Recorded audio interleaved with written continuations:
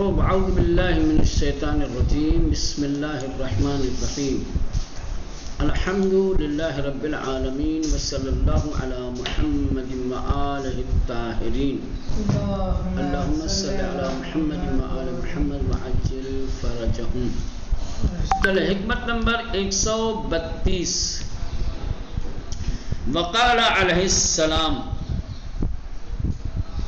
اِنَّا لِلَّهِ ملكا ينادي في كل يوم لدوا للموت واجمعوا للفناء وابنوا للخراب.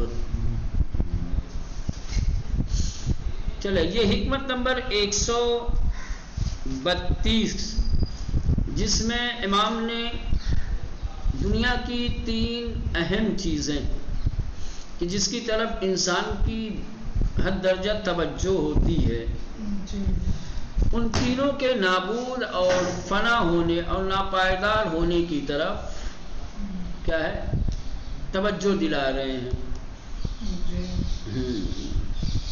کہنے اللہ کا ایک فرشتہ ہے جو ہر دن آواز دیتا ہے، صدا دیتا ہے، ہوشیار کرتا ہے لوگوں سے.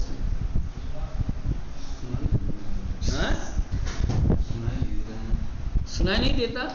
یہ اپنی سن لو. ہاں امام فرما رہے ہیں نا کہ اللہ کا ایک فرشتہ ہے جو فرشتہ ہر دن ندا دیتا ہے، صدا دیتا ہے، آواز دیتا ہے. کیا؟ لدو للموت، اولاد پیدا کرو موت کے لیے. اولاد ایسی چیز ہے جس کی طرف لوگوں کی ایک خاص توجہ ہوتی ہے. ہر انسان اولاد کا متمنی ہوتا ہے. اولاد ایک عظیم نعمت ہے.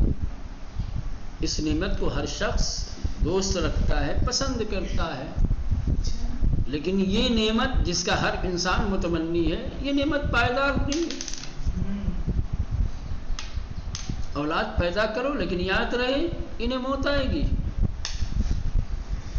یہ نعمت تمہاری ہمیشہ باقی رہنے والی نہیں ہے. اور جی بسا یہ نعمت رہ جائے تم نہ رہو. اکثر تو یہی ہوتا ہے کہ ماں باپ پہلے چلے جاتے ہیں، اولاد بعد میں جاتی ہے. نہیں ایسا بھی ہوتا ہے. یہ کوئی لازمہ تھوڑی ہے، یہ کوئی تلازم تھوڑی ہے، یہ لازمہ تھوڑی ہے کہ ہمیشہ اولاد ہی بعد میں جائے گی، ہے نا. لیکن یہ ہے کہ اکثر ایسے ہی ہوتا ہے نا. لیکن بہر صورت یہ تو ہے کہ اولاد جو جس کی طرف انسان کی خاص توجہ ہے، انسان جس کو دوست رکھتا ہے، انسان جس کو محبوب رکھتا ہے، انسان جس کو ایک اپنے لیے بڑی نعمت سمجھتا ہے، ٹھیک، اس کی توجہ اس بات کی طرف بھی ہونی چاہیے اسے موت آنی ہے. اولادیں پیدا کرو لیکن موت کے لیے موت آئے، موت اس کا پیچھا نہ کرو، تمہیں بھی آئے گی. واجمعوا للفنا، دوسرے مال ہے. مال انسان کا سب سے محبوب سرمایہ. دنیا میں جو کچھ ہو رہا ہے سب اسی کے لیے ہو رہا ہے نا. جتنی معصیت ہو رہی ہے، جتنا گناہ ہو رہا ہے، جتنی خراب کاری ہو رہی ہے، جتنا ظلم ہو رہا ہے، جتنے تشدد ہو رہا ہے، جتنی شیطنت ہے، وہ سب اسی کے لیے. اچھا کام بھی اسی کے لیے، برا کام بھی. اچھا انسان اچھا کام بھی اسی کے لیے کرتا ہے. میں پڑھا رہا ہوں کس لیے؟ آپ پڑھ رہے ہیں کس لیے؟ یہ الگ بات ہے کہ مثلاً کہ شاید صفحے اول میں نہ ہو، یا یوں کہا جائے کہ آرزو اول نہ ہو، لیکن بہر صورت کہیں نہ کہیں نیت کے کسی گوشے میں تو یہ چیز شامل ہے نا. امام فرماتے ہیں کہ فرشتہ آواز دیتا ہے واجمعوا، مال دنیا جمع کرو، جتنا جمع کر سکتے ہو، حلال حرام جو بھی ہو. للفنا، فنا کے لیے، نہ اولاد کو دوام ہے اور نہیں مال دنیا کو بقا ہے، سب فنا ہو جائے گا، سونا چاندی ہیرے جواہرات، سمجھ رہے ہیں؟ ہاں، چاہے بینک کے لاکر میں رکھ دو، چاہے گھر کی الماری میں رکھ دو، چاہے جیب میں لے کے پھر مجمعو، جمع کرو مال دنیا، للفنا، فنا کے لیے، وہ فنا ہو جائے گا، ختم ہو جائے گا، تو مال بھی بہت زیادہ قابل اعتبار نہیں ہے۔ وَابْنُوا لِلْخَرَابِ، بناؤ بڑی بڑی بلڈنگیں، بڑی بڑی عمارتیں، بڑے بڑے قصر، بڑے بڑے محل، خراب ہونے کے لیے۔ قوم عاد و سمود نے جو بنائے تھے قلعے، جو عمارتیں، پہاڑوں کو کاٹ کاٹ کر، بڑے بڑے پہاڑوں کی چٹانوں سے، کدھر ہے؟ آ گئی شداد کی جنت، جی بکریاں ٹہل گئی، کہاں ہے فرعون کا وہ محل، وہ قصر، کہاں ہے سلیمان کی وہ سلطنت، وہ حکومت، جہاں ہوائیں بغیر مرضی کے نہیں گزرتی تھی، اس میں پرندے پر نہیں مار سکتے تھے۔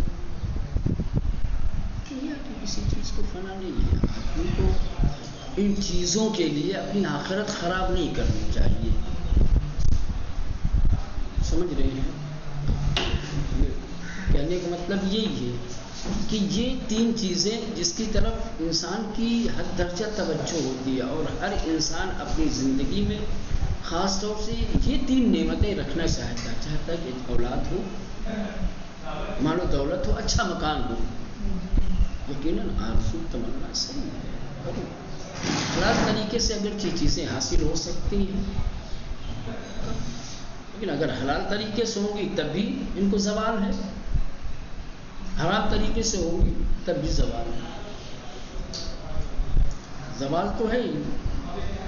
عقل مندی یہ ہے کہ ان کے لیے، ان چیزوں کے لیے، فنا ہونے والی چیزوں کے لیے، تباہ ہونے والی چیزوں کے لیے، مٹ جانے والی چیزوں کے لیے اپنی آخرت خراب مت کرو۔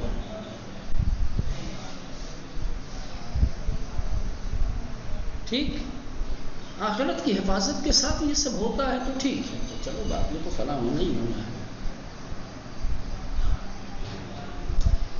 بقا وہی ہے۔ وَالْآخِرَةُ خَيْرٌ لَكَ مِنَ الْأُولَىٰ، یا وَالْآخِرَةُ خَيْرٌ وَأَبْقَىٰ، ہے نا؟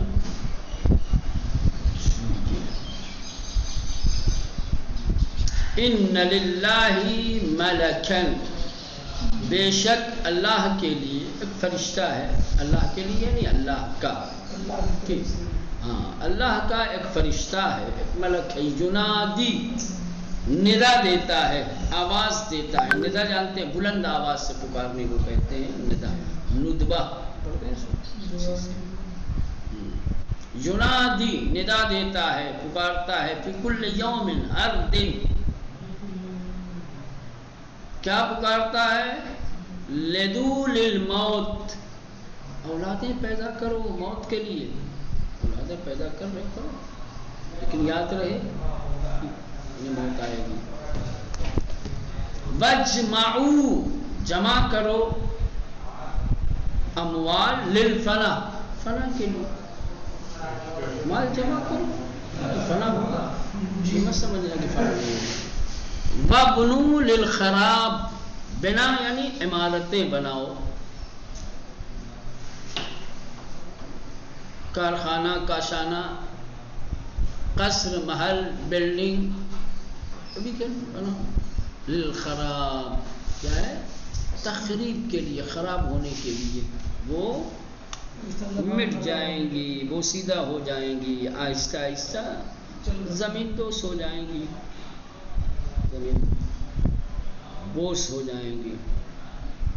چلیں یہ ہو گیا، اس کے بعد حکمت نمبر 100 33 سے وقال علیہ السلام الدنیا دار ممر لا دار مقر والناس فيها رجلان رجل باع فيها نفسه فأوبقها ورجل ابتاع نفسه فعاتقها.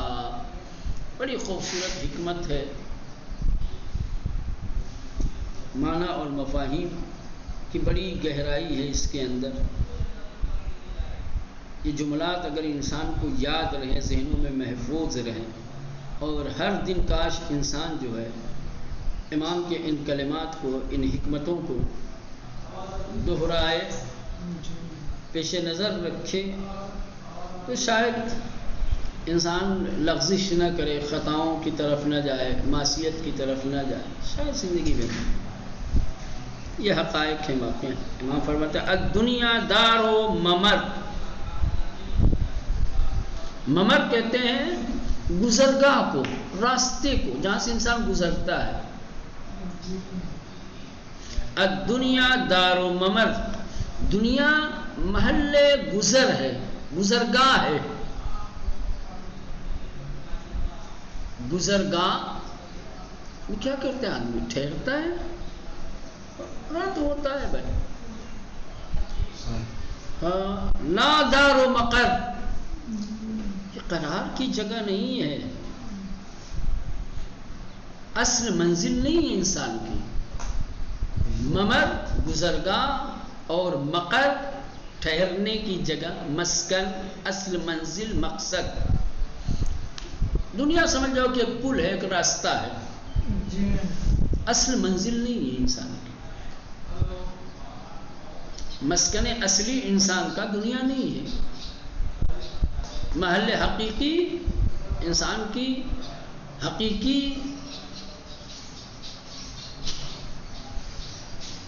پناہ گاہ، حقیقی سکونت گاہ کیا ہے مولانا؟ دنیا نہیں ہے. یہ ایک راستہ ہے، یہ ایک گزرگاہ ہے، اصل منزل نہیں ہے. والناس فیہا رجلان. اب جو اس دنیا میں زندگی گزارتے ہیں، دو طریقے کے ہیں. دنیا میں زندگی گزارنے والے لوگ دو طریقے کے ہیں، دو طریقے کے انسان اس دنیا میں ہیں. دو رجحان کے ساتھ، دو ذہنیت کے ساتھ، دو طریقے کے کردار و رفتار کے ساتھ یا اعمال کے ساتھ زندگی گزارتے ہیں. رجل باع فیہ نفسہ فاوبقها. ایک وہ انسان ہے کہ جس نے اپنے نفس کو بیچ دیا ہے. کس کے ہاتھ بیچا ہے؟ اللہ کیا؟ فاوبقها، بس اس نے اپنے لیے بقا کا انتظام کر لیا. جس نے اپنے نفس کو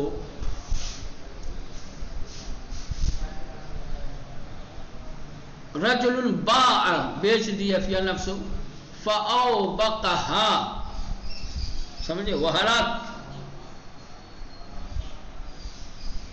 دنیا کے ہاتھوں بیچ دیا، دنیا کے ہاتھ اپنے نفس کو بیچ دیا. تو چونکہ اب یہ دار مقر تو ہے نہیں، دار ممر ہے. دنیا کے ہاتھوں جب انسان اپنے نفس کو بیچے گا، اپنے آپ کو دنیا کے حوالے کر دے گا، تو نتیجہ کیا ہوگا بھائی؟ نتیجہ یہی ہوگا، ہاں ہلاک ہو جائے گا. چونکہ اس کو ہلاکت ہے تو اس کو بھی ہلاکت ہے. یہ بھی دار ممر کی طرح سے بے ثبات، اس کی بھی کوئی اوقات نہیں، اس کی بھی کوئی اہمیت نہیں، اس کو بھی تباہ ہونا ہے، اس کو بھی تباہ ہونا ہے. تو کچھ لوگ ایسے ہیں کہ جو اپنے آپ کو دنیا کے ہاتھوں بیچ دیتے ہیں. بھائی عبید الدنیا کون ہے؟ عبید الدنیا، دنیا کے غلام ہیں. دنیا جدھر لے جاتی ہے یہ ادھر جاتے ہیں. یوں کہا جائے کہ یہ ان کا سارا ہم و غم ان کی ساری فکر، ان کے سارے خیالات، ان کے سارے رجحانات کسب دنیا کے لیے ہیں، اور کسب دنیا کے لیے ہر چیز کو پامال کرنے کے لیے تیار رہتے ہیں۔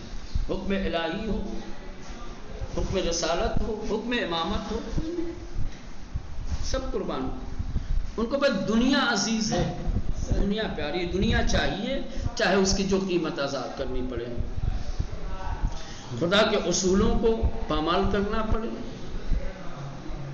سنت پیغمبر کو رودنا پڑے،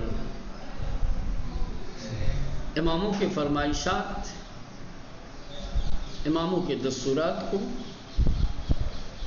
چاہے نظر انداز کرنا پڑے، کسی پہ ظلم کرنا پڑے، کسی سے جھوٹ بولنا پڑے، کسی سے وعدہ خلافی کرنا پڑے، کسی سے رشوت لینی پڑے، کسی سے سود لینا پڑے، کچھ بھی کرنا پڑے، بیچ دیا ہے نا، تو دنیا جیسے لے جائے گی ویسے ہی جائے گا۔ ابھی تو دنیا ہو گیا، اپنے آپ کو دنیا کے حوالے کر دیا ہے، تو دنیا کے حوالے کر دیا ہے تو ظاہر سی بات ہے دنیا اپنے اعتبار سے اسے گھمائے گی، فٹ بال کی طرح سے، فٹ بال کی طرح سے ہے، اب وہ گیند کی شکل میں ہے دنیا کے پاس، اس سے کھیل رہی ہے، جیسے نچائے، دائیں لے جائے، بائیں لے جائے، اوپر مارے، نیچے مارے، اس کی ٹھوکروں میں ہے۔ تو رجل باع فیہا نفسہ، دو طریقے کے لوگ ہیں اس دنیا میں، ایک وہ کہ جس نے اپنے نفس کو دنیا میں بیچ دیا، دنیا کے ہاتھوں جس نے اپنے آپ کو فروخت کر دیا، فأوبقہا، بس اس نے اپنے نفس کو ہلاک کر دیا، تباہ ہو گیا۔ ورجل ابتاع نفسہ، ایک وہ شخص ہے کہ جس نے اپنے نفس کو خرید لیا اور پھر آزاد کر دیا، اپنے نفس کو اپنے قابو میں رکھا، کبھی دنیا کے حوالے نہیں کیا، اپنے نفس پہ ہمیشہ غالب رہے، اپنے نفس پہ اپنی حکومت رکھی، کسی اور کی حکومت نہیں ہونے دی، فأوبقہا، پھر آزاد کر دیا، یہ آزاد، یہ انسان، فأعتقہا، کیا ہے؟ فأعتقہا، آزادی کی زندگی یہی ہے، جس انسان کا اپنے نفس کے اوپر قبضہ نہ ہو، جو انسان اپنی مرضی اپنے نفس پر قابض نہ ہو، حاکم نہ ہو، ایسا آزاد انسان۔ آزادی تو اسی میں ہے کہ انسان اپنے نفس کا مالک ہو، تو غلامی ہے، اپنے نفس کو دنیا کے ہاتھوں بیچ دیا، دنیا کے غلام ہو گئے، جب دنیا کے غلام ہو گئے تو ظاہر سی بات ہے آقا کا جو حکم ہوگا، جو فرمان ہوگا، غلام وہی کرے گا۔ لیکن اگر انسان اپنے ذات کے اوپر، اپنے نفس کے اوپر قابو رکھے گا، اسیر دنیا نہیں ہونے دے گا، دنیا کو اپنے اوپر حاکم نہیں ہونے دے گا، جب اپنے نفس کی قدر و قیمت معلوم ہوگی تو جس میں اس کی عزت ہوگی، جس میں اس کی آزادی ہوگی، جس میں اس کی بقا ہوگی، اسی کے مطابق زندگی گزارے۔ چلو یہ ہو گیا، اس کے بعد آخری حکمت،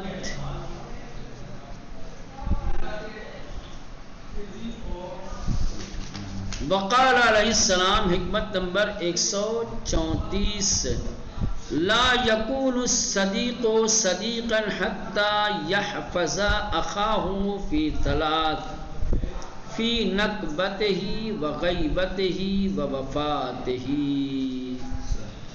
امام نے اس حکمت کے اندر حقیقی دوستی کے شرائط بیان کیے ہیں، دوستی کیا ہوتی ہے حقیقت میں، سچی دوستی، حقیقی دوستی، اس کے شرائط کیا ہیں؟ کہہ رہے ہیں کہ دوست اس وقت تک دوست نہیں ہو سکتا جب تک کہ وہ اپنے بھائی کی 3 موقعوں پر حفاظت نہ کرے۔ سچا اور حقیقی دوست وہی ہے جو اپنے دوست کی 3 مقام پر حفاظت کرتا ہے. فی نکبت ہی مصیبت کے موقع پر، مصیبت کا وقت اپنے اور بیگانے کو پہچاننے کا، دوست اور دشمن کو پہچاننے کا. حقیقی دوست ہوگا تو مصیبت میں کبھی تمہیں تنہا نہیں چھوڑے گا، مصیبتوں میں تمہارا ساتھ دے گا، مصیبتیں دور کرنے کی کوشش کرے گا، اور اگر اس کے امکان میں نہیں ہوگا تو کم سے کم تمہاری مصیبتوں کو ہلکا کرنے کا، کوشش میں رہے گا. مصیبتوں کا کچھ بوجھ اپنے اوپر اٹھانے کی کوشش کرے گا اپنے ساتھ. یعنی کہ دوست کو پہچاننا ہو تو مصیبت کے وقت پہچانو. جو مصیبتوں میں تمہارا ساتھ دے وہی تمہارا سچا دوست ہے. کہتے ہیں کہ جیب بھری ہو تو بیگانے بھی دوست لگتے ہیں. خوشحالی کے دنوں میں جس کو ہے نا بیگانی شادی میں تو عبداللہ بھی دیوانہ ہو جاتا ہے نا. خوشحالی میں تو بہت ساتھ دینے والے، مصیبتوں میں ساتھ دینے والا، مصیبتوں میں سہارا دینے والا ہی حقیقی دوست ہوتا ہے. فی نکبت ہی مصیبت کے موقع پر، وفی غیبت ہی پس پشت. میں چہرے دیکھ کے بات کرتی ہے نا، سامنے آ کر تو دشمن بھی تعریف کرتا ہے. دشمن کے اندر بھی جلدی ہمت نہیں ہوتی ہے کہ وہ سامنے کوئی عیب، کوئی کمی، کوئی خامی نکالے، کوئی برائی کرے، ہے نا. دوست کون ہے، دشمن کون ہے، وہ غیر حاضری میں پتہ چلتا ہے. دوست وہی ہے. اگر دوست تمہاری نگاہوں کے سامنے تمہاری تعریفیں کرتا ہے، ٹھیک، دوست اگر تمہاری نگاہوں کے سامنے تمہاری تعریف کرتا ہے، تمہاری خوش اخلاقی کو، خوش کرداری کو اگر بیان کرتا ہے تو یہ تو دنیا کا دستور ہے. تمہاری عدمی موجودگی میں بھی اگر تمہاری عزتوں کا محافظ ہے تو وہ تمہارا دوست ہے. یا تمہارا دوست ایسا ہے کہ تمہاری کمیوں کو تمہارے سامنے بھی اجاگر کرتا ہے. اگر تمہارے اندر کوئی کمی ہے، کوئی خامی ہے، تو ایسا نہیں کہ منہ پہ تعریف کرے اور پھر پیٹھ پیچھے جا کر کے تمہارے عیب بیان کرے. وہ تمہارے سامنے تمہاری کمیوں کو، تمہاری خامیوں کو بیان کرتا ہے، اجاگر کرتا ہے. تو کہہ رہے ہیں کہ پس پردہ، پس پوشت، عدمی موجودگی میں جو شخص تمہاری عزتوں کی، تمہارے ناموس کی، تمہاری شرافت و کرامت کی حفاظت کرے وہی تمہارا سچا دوست. سچا دوست وہ نہیں ہے جو منہ پہ تعریفیں کرے اور پیٹھ پیچھے برائی کرے. اس کے برعکس ہو سکتا ہے، منہ پہ برائیاں، پیٹھ پیچھے اچھائیاں، اچھی چیز ہے. ہاں اگر ہے تو سمجھ رہے ہیں. ایسا نہیں کہ جس کے اندر برائی نہ ہو تو برائی کرنا یہ بھی تو پھر جھوٹ ہے اور غلط ہے. ٹھیک ہے. وفات ہی کہ دوستی، رفاقت ایسی قربت ہے، ایسا رشتہ ہے کہ جو مرنے کے بعد بھی ختم نہیں ہوتا. اکثر لوگ سمجھتے ہیں کہ دوستی دنیا تک محدود رہتی ہے. جو دوستی دنیا تک محدود رہے وہ حقیقی دوستی نہیں ہے. حقیقی اور سچا دوست مرنے کے بعد بھی یاد رکھتا ہے، دوستی نبھاتا ہے. بیوی بچے ہیں تمہارے بیوی بچوں کے ساتھ نیکی کرتا ہے. ہمارے بیوی بچے ہیں ان کی حفاظت کرتا ہے. بیوی بچے کی ضرورتیں،